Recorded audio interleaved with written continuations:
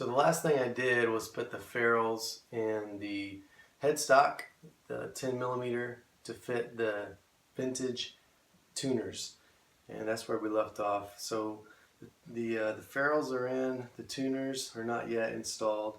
So what I had to do now, or what I did next, is try to figure out the neck pocket. Now, I already said that the new neck does not fit in there. It will be way too snug to try to force in there. It'll probably break off some of the body. So I'm going to have to shave it down. I was trying to figure out the best way to do that. But I also realized that the neck of the new neck is a little bit too long. And so I'll try to show you what I'm talking about exactly here. The 12th fret, I kind of drew a line on the 12th fret. It may have disappeared. Not the 12th fret, but the last fret. So if I were to line up the frets as they were, the old neck on on my right, I guess your left, has 21 frets, and this new neck has 22 frets. So I lined up the frets to where the last fret would line up with the 21st fret of the new neck, and I drew a little line there. And then I made sure it was, even, straight, what have you. And then I clamped it together, and then I drew, you can see there, I drew a mark or a pencil line to where I would need to match the new neck. So I'm gonna have to shave that off, and I'm not quite certain the best way to do that. I don't have the greatest tools in the world. I don't have bench, grinders, sanders, drill presses, things like that, and I don't plan on buying them. I do maybe know some folks who could let me borrow them, or I could use them. But I think what I'm going to try to do is sand it by hand, which would take quite a while, I think, because that's a pretty good chunk of wood. And I do have like a hand-powered sander, but it kind of oscillates in random directions. So one of the main difficult areas is going to be this corner in here, trying to sand down this part here where my fingers rubbing against, while not getting this hangover, sanding any of that off. And then I'm also got around some of the corners. So anyway, I've drawn my pencil marks. So let me back up here. As far as the body goes, what I did was I took like a 3x5 card, an index card. So this is what is left of two 3x5 cards, and I had to tape them together. But what I did, let's assume this is your 3x5. So what I did is I kind of wrapped it inside the pocket, and then I drew a line. So I put it in there tight, then drew a pencil line, and then I cut that portion out. So now I have this strip, as you see here, and I'll show you. So here's the body, here's my strip of paper. So it's down in there like that, if you can see that. All right, so there's my paper. So I'm going to take that and kind of use it as a guide on the new neck to sort of tape off, or at least mark the areas that I cannot sand down, or it will show on the outside. So anything I sand down has to be hidden, right? Alright, so that's going to give me a guide. At least that's my plan. So anyway, I can use this as a guide on my new neck. Yeah, so that's kind of where I'm at. It's not a cut and dry process. I'm kind of just trying to think through it as I go. Don't want to screw it up. This neck isn't perfect, and it was, an inexpensive neck, so I can't ask for too much. But the one thing I'm glad of is I'm glad it's too long versus too short, because you can always take material away, but adding it in is just virtually impossible. You could glue a piece on there, but what's the point? That's basically ruined at that point. But that's the thing, is I don't want to take too much off. And I also need to measure to make sure the measurement I need, and I'm not an expert at this. I've never really done this before, or taken this measurement. But so from the nut to the 12th fret should be like 12 1/4 or 3/4, and then from the 12th fret to the sort of average of the bridge should be another 12 3/4. So that's going to give you your 25 1/2 inch scale Alright, so I'm gonna have to make sure once I figure out, what I need for my new neck, that I still have that scale. Otherwise, intonation and everything is going to be all out of whack. And then one other thing that I'm concerned about, and I just have to make sure is, so this neck obviously has more frets and it's got an overhang, and I'm moving it even further towards, the butt end of the body. So my concern is that this end of the neck will actually hit the pickup for some reason, or get really close to it. So I don't want that to happen, obviously. I think I'm gonna be okay. It doesn't hang over by a lot as it is, and then I'm not taking off a whole lot, but just need to measure it. So yeah, I just need to check that measurement as far as the overhang and the scale length. That's where I'm at now, and we'll continue on this process. Oh, and I have a few pictures of where I clamped the necks together and made a little, I lined them up so that I could draw the pencil mark on the new neck to show how much more material I have on there and how much to take off. Okay, so I measured this neck, the overhang, and then how much I've got to take off of the neck and move it this way. And it looks like I need to take off about 1/8 of an inch. This distance is about 1/8 of an inch. As it is now, the overhang comes to like right here or something, and I gotta move it 1/8. So essentially I'm gonna have about 1/8 or 3/16 between the pickup and the neck, which should be fine. I've seen some pictures of Jazzmasters with 22 fret necks, and they look similar, so I don't think that's gonna be an issue. And then as best as I could, because the neck doesn't fit the pocket yet, I kind of laid it up to where I thought it would be, and then kind of got a rough guesstimate of, just to make sure that the scale length works out as far as the distance from the nut to the 12th and the 12th to the bridge. Okay, so with my trusty guide here, I have wrapped this around the neck and also used the other neck as the main template because this neck is longer, this is not going to fit exactly. So I was really going by the marks I've got here and the number of frets where they actually meet up. Anyway, needless to say, I used some painter's tape and marked off the places where I shall not sand. And so there they are on that side and the other side. Somehow I'm going to sand these areas down on both sides as evenly as possible to try to get this to fit inside that pocket. Okay, here's where I'm at with the neck. I've got it actually to fit in the pocket pretty decently with a lot of effort. The only thing is if I can do this with one hand, it's not really seating in the back flush. You can see there that on this side closest to the camera, it's not sitting down all the way. It's not the clearest, but so I still got a little bit of work to do. So what I did was, I told you already about my little template here with pieces of 3x5 paper. So I marked it off on the neck, and then I put some painter's tape around it so that I would not sand off what was underneath it. And then I sanded away. I started off by hand, and that little odd looking mark there on the edge of the board is actually some marker color that I just was playing around with as far as trying to add color back if I needed to. Anyway, that's totally not a professional thing to do, but no shame here. No lies to you, my friends. Anyway, what I did at first was I just started sanding by hand, and as you can imagine, it was getting me nowhere. It was taking forever to get anywhere. So I then moved to this oscillating hand palm sander that I have, and I forgot that I knew I had a palm sander, but I forgot that I had attachments with it. So what I did is let me set the camera up so that I can have two hands.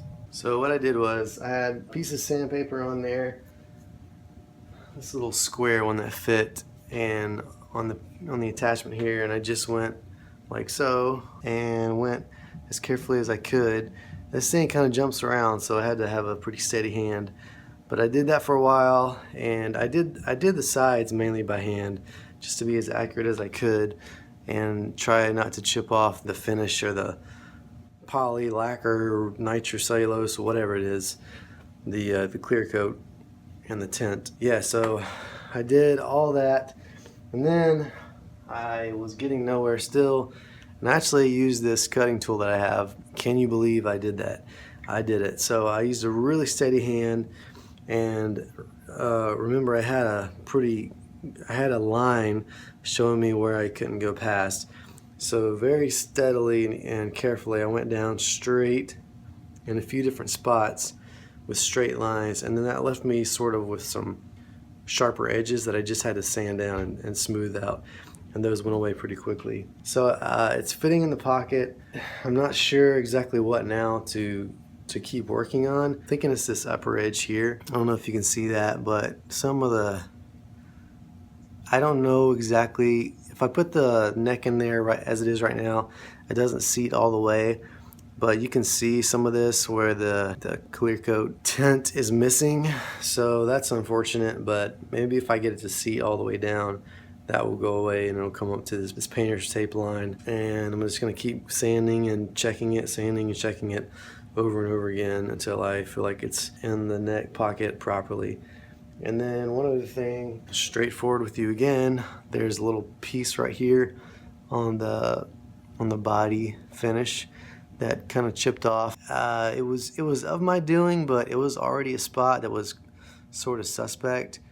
The paint was like, it looked like it could chip off at any time, and it did. So it stinks, but it's really small, and I don't think it'll be very noticeable. But anyway, maybe I'll just call it vintage and say it's got wear and tear, and then it'll be cool, right? Let me keep working at it, and then I'll let you know how it comes along. Okay, I gotta put my tuners on so that I can put the neck on and then line up two strings, the high and low E strings on the outermost sides, so that I can make sure the neck is straight or true. Just putting a little bit of tape here in between so I don't mar up the finish, and then I'm going to put these in here and then line them up as best as I can.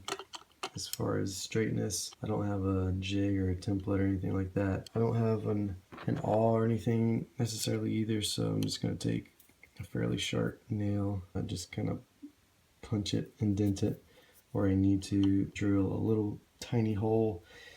And then I plan on using some soap on the actual screws because I hear that you can shear them off pretty easily. So just to ease them going into the wood, plan on doing that. My tuners are installed. They're not exactly straight, but pretty good for just having to eyeball it without any kind of jig or template. And I was able to use the original screw here, even though that gap is bigger than the rest of them. I don't think you can tell really at all from the front. I guess if you really look, you can see this hole's a little further away. I don't think anybody would ever notice that. And the tuning pegs look pretty perpendicular, I guess, and even with the headstock on the front side. So pretty satisfied as I can be with that install. So now to see if the neck is true. One thing I forgot to mention, an added benefit of using the tape on the screw holes on the back, besides not tearing up the finish, it actually helps to kind of stabilize the tuning machines on the back. If you have a gloss finish like this, they can really tend to slide around, and it's hard to kind of line them up and get your screw holes where you need them to be. So that was an added benefit. They kind of stayed put so I can sort of punch those holes and get them to where I can drill them in. Got my strings on here, as you can see, the low E and the high E, and it looks pretty true. Kind of questionable for a minute there, but the problem that you run into with this original bridge is that there's so many slots that you can put the string on, so you can kind of move it around wherever you want.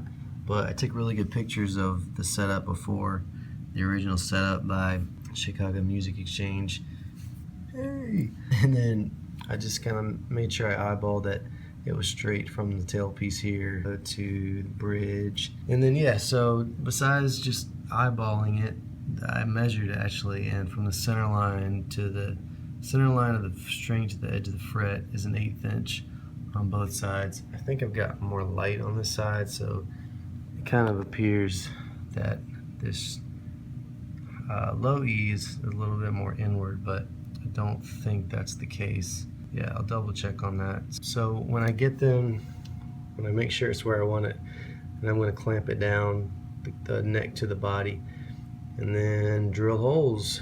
Another thing that's good to check, at least from my research, is to get a straight edge from the neck, I guess as far back as you can get it, or however long your straight edge is.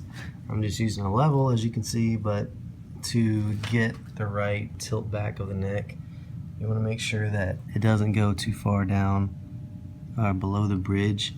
So it's pretty hard to capture on camera, but the level is pretty much flat on the fretboard, and then it's hitting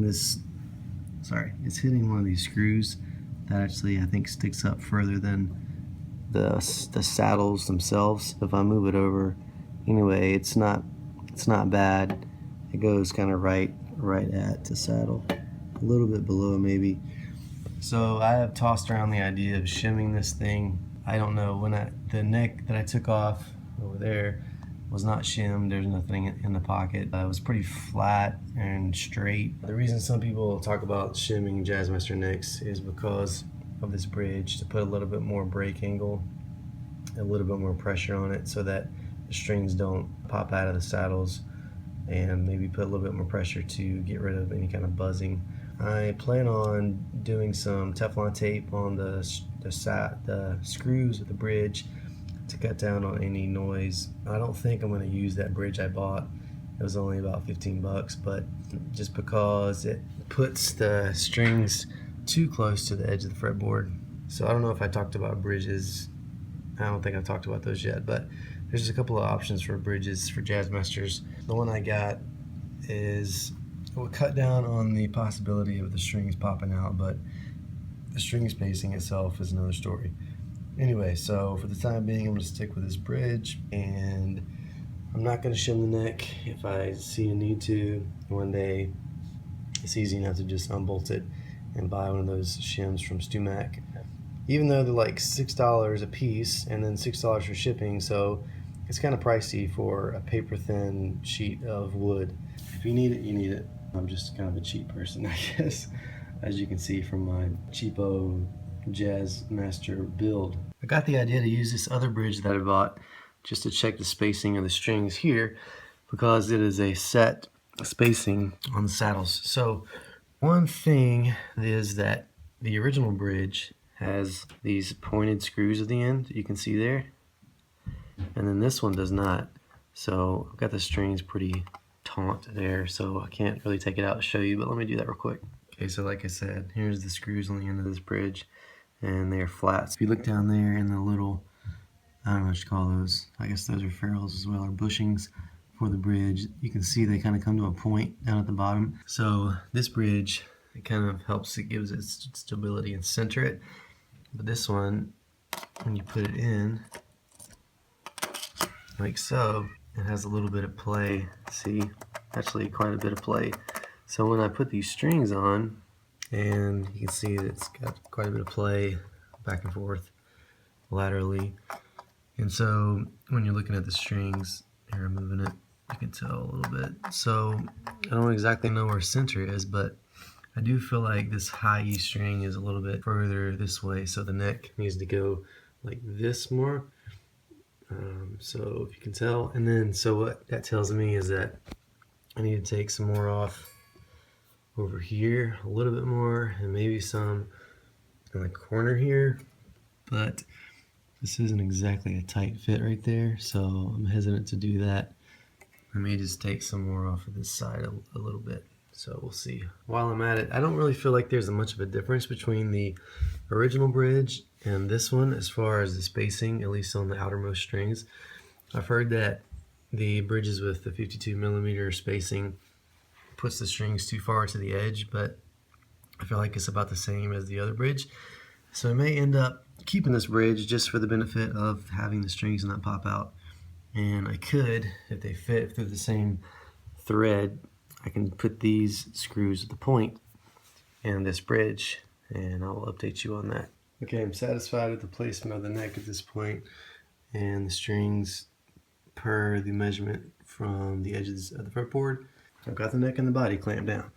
As you can see here, this clamp has got plastic on it, so it shouldn't be doing anything to the finish, but there's a plate there anyway, and then on the neck it's just on the frets. So only thing is, for me, I don't really have a good table to do this on, but what I'm going to do now is go in here with a drill bit and just mark. I'm going to put that through the holes in the body and just mark the neck, make sure I get a good indentation, and then I'm going to take the neck off, then drill the holes to where they need to be, and then I will screw the neck to the body. Got the neck on, bolted down. Hopefully I didn't screw anything up. I don't feel super great about it or confident, but I don't see any reason why it's not going to work as of right this moment. So I'll definitely have to set it up and see how it all works out. For now, that's that. I'm going to talk about in my next video a little bit about these bridges. Got the guitar all strung up. No issues thus far, although I did kind of notice some tuning things going on with the high E and B, and then I realized, and some buzzing as well, but then I was like, oh yeah, the string tree. So I'm just going to kind of gauge where the old one was. If you can see here, kind of like the bottom of the whole bracket there, cuts through the center line of the A string post. So I'm going to loosen the strings a little bit just to make sure I've got it in line with the two high strings, and then as far as the distance up and down the headstock, I'm going to just gauge it the same way and just have it in the same general area as the old one. And yeah, I'm going to put some tape down so that I don't mar up the finish, and then mark up my drill bit so I don't go too far, and probably put some soap or something on the screw to help it go in. Other than that, it should be easy peasy. Just thought I'd point out here, I've never seen one of these before. I haven't owned that many Fender Squiers, but there's a little spacer here underneath the string tree. Got my tape down, and then I just hung the tree, or whatever kind of bracket you call this, on top of the strings after I loosen them, so it's easy to push down. Now I'm just going to go straight down, put the screw back in, and use it sort of as an awl, and mark my hole, and just use two hands and get it right, but that's the idea. And then I'll have my little hole marker for my drill bit.